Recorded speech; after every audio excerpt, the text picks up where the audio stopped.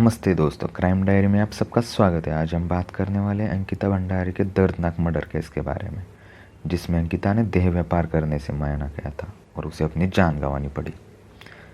यह घटना है भारत के उत्तराखंड राज्य के ऋषिकेश की।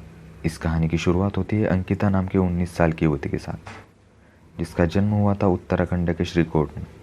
अंकिता ने अपनी 12वीं तक की शिक्षा BR मॉडर्न स्कूल से प्राप्त कर ली।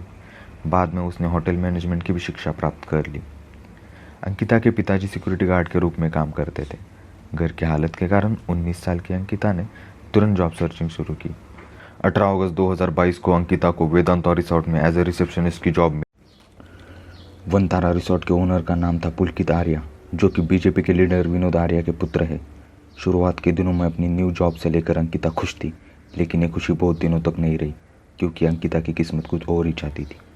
1 महीने के अंदर ही पुलकित ने अंकिता से कस्टमर को एक्स्ट्रा सर्विस देने के लिए फोर्स किया। यह एक्स्ट्रा सर्विस दूसरी तीसरी कोई नहीं बल्कि देह व्यापार था, जिससे अंकिता ने साफ मना किया और यहीं पर रचा गया अंकिता के मर्डर का षड्यंत्र। पुलकित और उसके दोस्त बार बार अंकिता पर देह व्यापार करने के लिए प्रेशराइज करने लगे थे। यही सब चलते हुए 18 सितंबर 2022 को पुलकित आर्य ने राजस्व पुलिस थाने में अंकिता की मिसिंग की रिपोर्ट दर्ज की। इनिशियल फेज में जांच में तेजी नहीं थी, लेकिन जैसे ही मीडिया का प्रेशर क्रिएट होने लगा, पुलिस के उच्च अधिकारियों ने पुलिस को ठीक से जांच करने के आदेश दिए।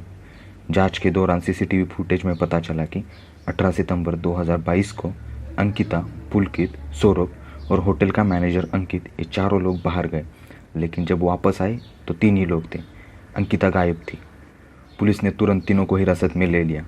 जांच के दौरान पता चला कि उस दिन चारों बाहर गए, लेकिन तीनों नशा करने के बाद अंकिता से देह व्यापार पर जबरन शुरू की, लेकिन अंकिता ने साफ मना किया। यह सब वाद विवाद चल रहा था चिला कैनल पर। पुलकित ने अंकिता को कैनल के दरवाजों से नीचे फेंक दिया और तीनों वापस होटल वापस आ गए।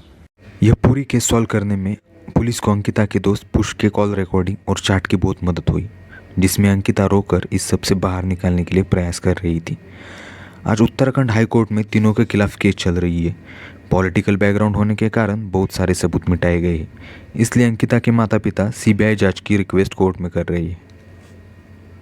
पूरी घटना देखने के बाद यह सोचने पर मजबूर होना पड़ता है कि नशे में धुत पॉलिटिकल पावर के जोर पर ये लोग न जाने कितने ऐसी युवतियों को देह व्यापार में डालते हैं, जिनकी ना कोई FIR बनती है ना कोई जाँच होती है। बस वो इस हैवानियत में फंस जाती है। मिलते हैं क्राइम डायरी के नए एपिसोड में। Thanks for watching.